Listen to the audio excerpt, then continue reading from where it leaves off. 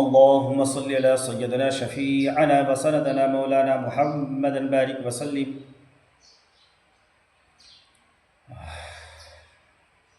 بھائیو، دوستوں اور میرے عزیز ساتھیوں، آج کی حدیث ہے اللہ تعالیٰ کے راستے میں نکلنے کے آداب و اعمال. حضرت سہل بن حنظلہ رضی اللہ تعالی عنہ فرماتے ہیں کہ رسول اللہ صلی اللہ علیہ وسلم نے حنین کے موقع پر ارشاد فرمایا، آج رات ہمارا پہرا کون دے گا؟ حضرت انس بن ابی مرثد غنوی رضی اللہ تعالی عنہما نے فرمایا، یا رسول اللہ صلی اللہ علیہ وسلم، میں پہرا دوں گا. رسول اللہ صلی اللہ علیہ وسلم نے ارشاد فرمایا، سوار ہو جاؤ. چنانچہ وہ اپنے گھوڑے پر سوار ہو کر رسول اللہ صلی اللہ علیہ وسلم کی خدمت میں آئے. آپ صلی اللہ علیہ وسلم ان سے ارشاد فرمایا، سامنے اس گھاٹی کی طرف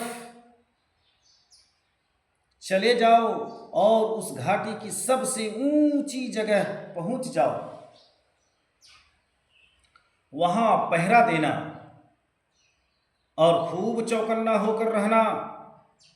کہیں ایسا نہ ہو کہ تمہاری غفلت اور لاپرواہی کی وجہ سے آج رات ہم دشمن کے دھوکے میں آ جائیں.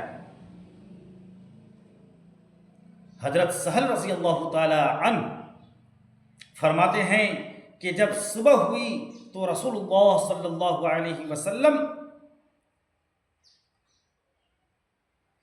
اپنی نماز کی جگہ پر تشریف لے گئی اور 2 رکعت فجر کی سنتیں پڑھیں. پھر آپ صلی اللہ علیہ وسلم نے ارشاد فرمایا، کیا تمہیں اپنے سوار کا کچھ پتہ لگا؟ صحابہ رضی اللہ تعالیٰ عنہم اجمعین نے عرض کیا، یا رسول اللہ صلی اللہ علیہ وسلم، ہمیں تو ان کا کچھ پتہ نہیں. پھر نماز فجر کی اقامت ہوئی. نماز کے دوران رسول اللہ صلی اللہ علیہ وسلم کی توجہ گھاٹی کی طرف رہی.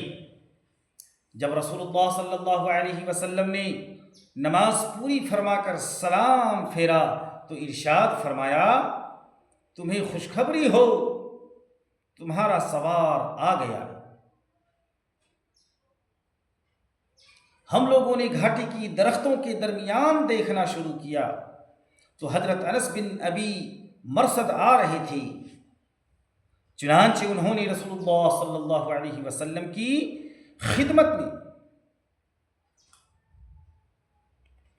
حاضر ہو کر سلام کیا اور عرض کیا کہ میں یہاں سے چلا اور چلتے چلتے اس گھاٹی کی سب سے اونچی جگہ پہنچ گیا جہاں جانے کا مجھ کو رسول اللہ صلی اللہ علیہ وسلم نے حکم دیا تھا. میں رات بھر وہاں پہرا دیتا رہا.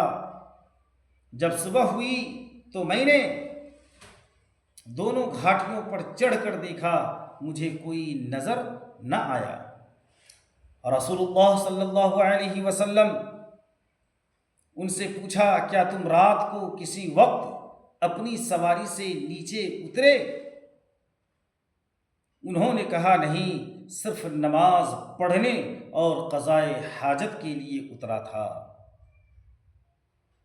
آپ صلی اللہ علیہ وسلم نے ان سے ارشاد فرمایا کہ تم نے آج رات پہرا دے کر اللہ تعالی کے فضل سے اپنے لیے جنت واجب کر لی. اللہ!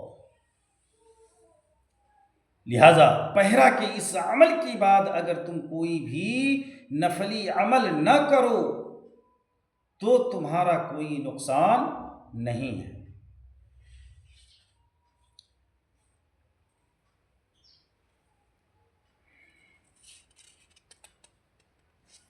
حضرت ابن عائد رضی اللہ تعالی عنہ فرماتے ہیں کہ رسول اللہ صلی اللہ علیہ وسلم ایک شخص کے جنازے کے لیے باہر تشریف لے لائے۔ جب وہ جنازہ رکھا گیا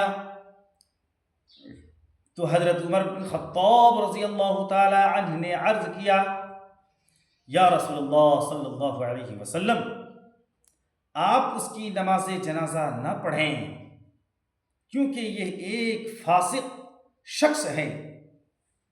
یہ سن کر رسول اللہ صلی اللہ علیہ وسلم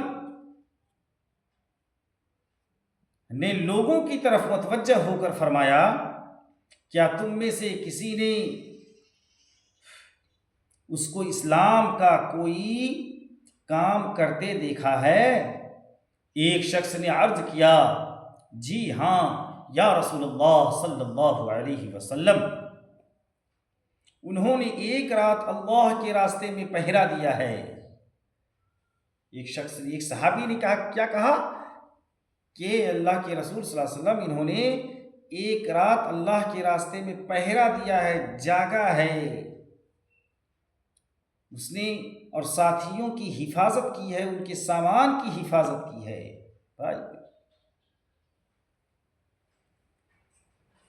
چنانچہ رسول اللہ صلی اللہ علیہ وسلم نے ان کی نماز جنازہ پڑھائی اور ان کی قبر پر مٹی بھی ڈالی۔ اس کے بعد میت کو مخاطب کر کے فرمایا، تمہارے ساتھیوں کا یہ گمان ہے کہ تم دوزخی ہو، اور میں اس بات کی گواہی دیتا ہوں کہ تم جنتی ہو۔ اللہ۔ پھر آپ صلی اللہ علیہ وسلم نے ارشاد فرمایا، عمر، تم سے لوگوں کے اعمال بد کے بارے میں نہیں پوچھا جا رہا ہے بلکہ نیک اعمال کے بارے میں پوچھا جا رہا ہے۔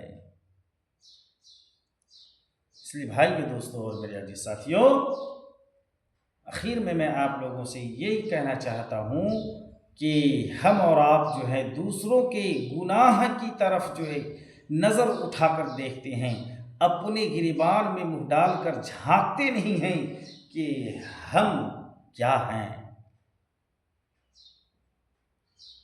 اس لیے بھائی دوستوں اور بزرگوں، لوگوں کے گناہوں پہ پردہ ڈالیے دنیا کے اندر میں، اور آخرت میں اللہ تبارک و تعالیٰ آپ کے گناہ پر پردہ ڈالے گا۔